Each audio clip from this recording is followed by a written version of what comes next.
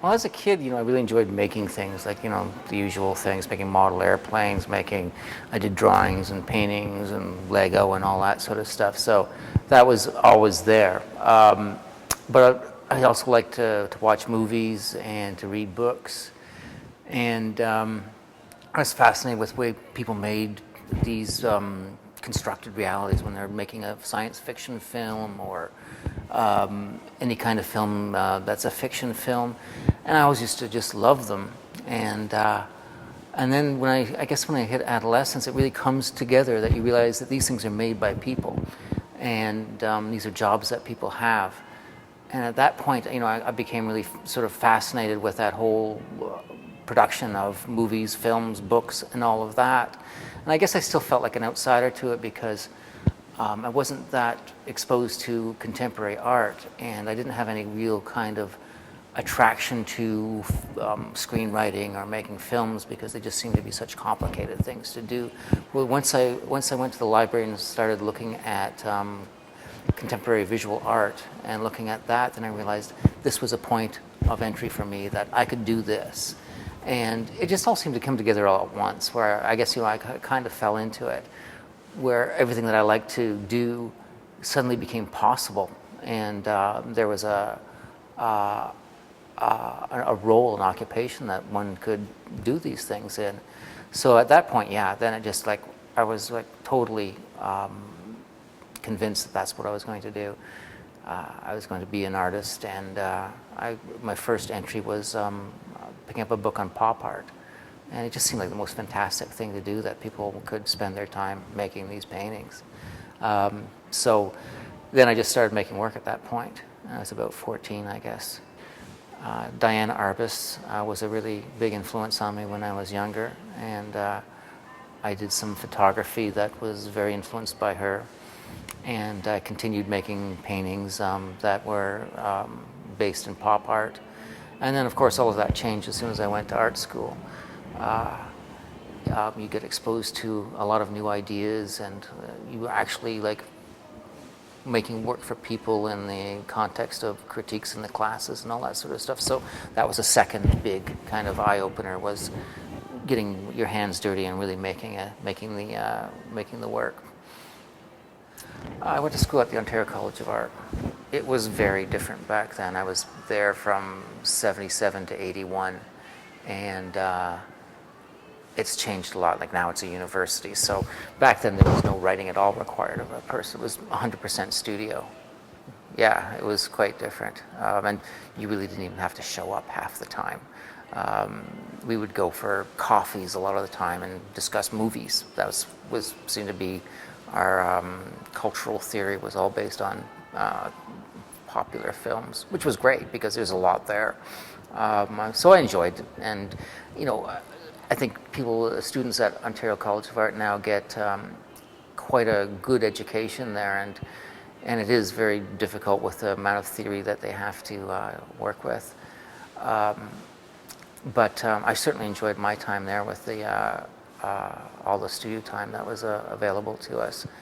And that first couple of years out of art school was a really tough one, I think, on a lot of art students, trying to get those first steps and trying to get things to happen and move along. And having the support of your friends and being part of a community that does that really helps you over that first hurdle. I think it's critical. And so I did learn quite a bit at the college, and it was a good experience. But that would be the most important thing I would have taken away from it. What I've done is I've often worked in a very serial fashion. I've done photography, I've done drawings on photographic paper, I've done sculptures, I've done representational paintings that have been quite small, I've done representational paintings that are quite large. And I've often been attracted to a material with some sort of idea in the back of my head as to how I was going to use that material. And each one of the materials I've used has influence the method of expression, so that whether I can be specific about something or whether I have to be general about something, the more loose and harder to control the medium, like what I've got up here now in Kelowna, it's very difficult to control that medium, and so my ideas have to be a lot looser, they have to be a bit more general. The representational paintings that I did, those were very specific images that were very tightly controlled, and so I was able to like work a narrative a lot more closer than I could with materials that were more difficult to control. So in the case of the small representational paintings, I worked with a lot with like old magazine advertisements and old illustrations, that sort of thing. I'd find my way through that way. Whereas with something like this, I started this project, and I had some sort of idea in the back of my head, but it wasn't until I really explored the materials and the whole process that I got an idea that where I could go with it. And so like in the exploration of the materials, the idea kind of came out of that. Like there's more what the images would be and how they might look. That all came out of experimenting with those materials. It took quite a while to figure out how this was going to work. And I had a general idea of what these pieces were going to express, but it wasn't until I really got started with the materials that I was able to start working with the imagery, like whether I was going to, the idea of doing a big whale came out of it because all the materials were very liquidy. With the whale, I knew I wanted to do something that was about the subconscious. It was going to be something that was really big, and I wanted the whole thing to be kind of underwater looking. I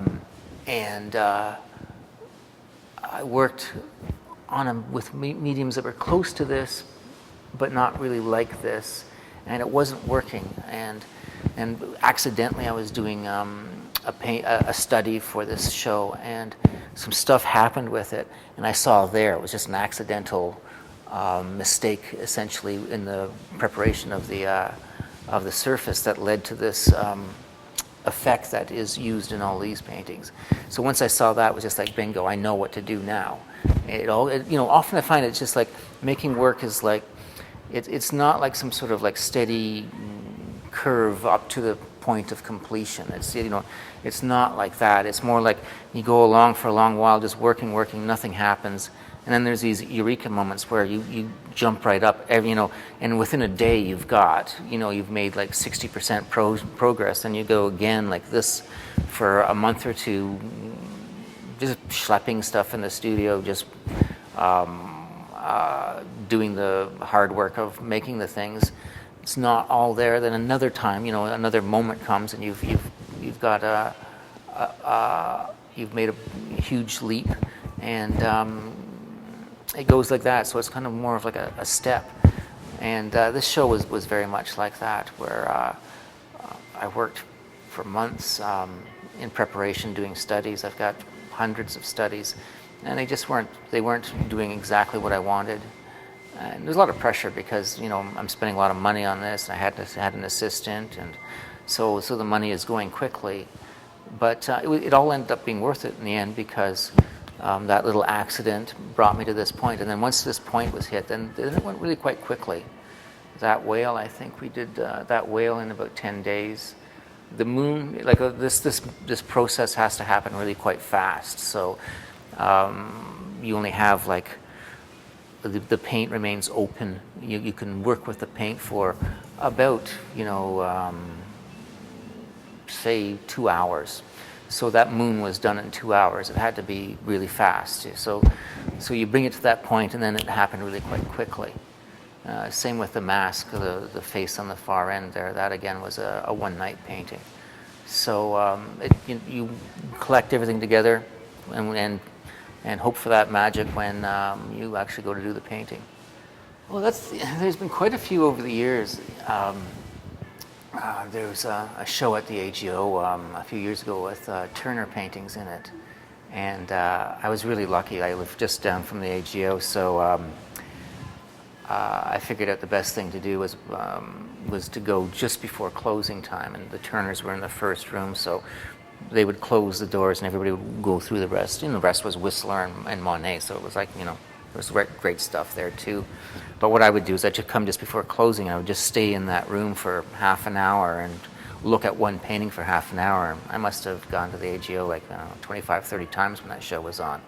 And I got a chance to really look at the paintings closely, and that was really an eye-opener for me to see how he put them together, look at the edges, see how the paintings were made, and you really got into what those paintings, you really got a chance to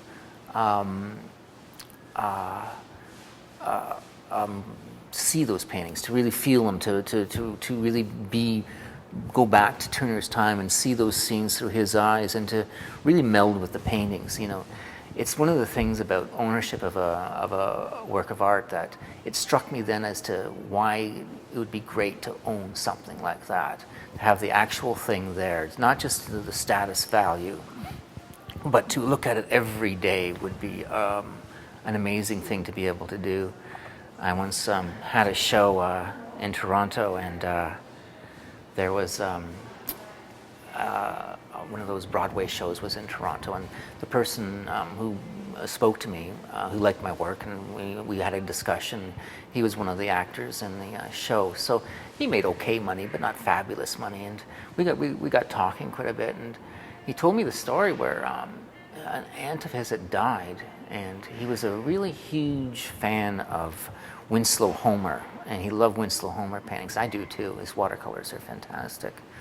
And so this aunt had died of his, an aunt had died, and he inherited $250,000.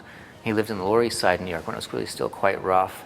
But he decided to take the $250,000 and he bought himself a Winslow Homer watercolor. They cost that much. And he says he loves it. So he lives in he lived in a sort of a rough apartment, but he'd have his Winslow Homer there, and you can look at it 10 times a day and really get to know the painting and really, be part of that painting. And when he went on tour, he had a special box built, and he would take it to the bank, and he had a safety deposit box, and he'd put it in the bank and take it out when he got home. But it's just like, that idea is just great. Of course, you can't own a Turner. I mean, those paintings at the AGO were like millions of dollars, but like to be able to look at it every day, I was so lucky to be able to get up there that many times and, spend like, 4 hours with one painting in total. So Turner was a big influence has been an influence on me. The pop art was a big influence. I guess I'll go back to that story of the fellow. I want to finish that. And that is, if I did have the money like that to buy a piece, it would be hard for me to decide which piece to buy. Like I don't have someone that is the be-all and end-all of my influence or my favorite artist. It's kind of like getting a tattoo. I never got a tattoo because I would never be able to make up my mind what I want as a tattoo. I always want to be changing it or something. But same with the painting. I don't know who my favorite would be. I've got quite a few. So pop art would, the pop art in the 60s. That was my first exposure to art was pop art, and so it still remains a strong one. Outsider art was a big influence on me when I was at art college. Because one of the things that, at art college, you are rightly asked to investigate things and to think about what you're doing and to come up with valid reasons of why you're doing it. It's part of this whole thing that, colleges want you to be professional. They want you to be able to speak well about what you do. They want you to represent the whole profession of being an artist the way that a lawyer might represent it, or a doctor, which is like you're supposed to know your stuff and not be flummoxed and represent the profession well. So it's a valid desire for those faculty members in an art college is to produce people who can do that. The downside of it is that you can get a little bit wrapped up into that and forget some of the base motivations that you would have for making the work, which you brought with you to art college, and in a way you kind of gonna cherish and protect because it can get lost. Picasso used to say that adults have to learn to draw like children and forget whatever they learned about art in order to make art. And there's, that's a little bit extreme, but there's a lot of valid. That's a valid thought to hold on to. So you can get kind of turned around in art school, and you can get focused on explaining things and making work that is explainable and satisfies those criteria for making work. But when I saw outsider art, you see art that's made by people that are just making it totally directly. It's a direct expression of a very unconscious, subconscious understanding of the world.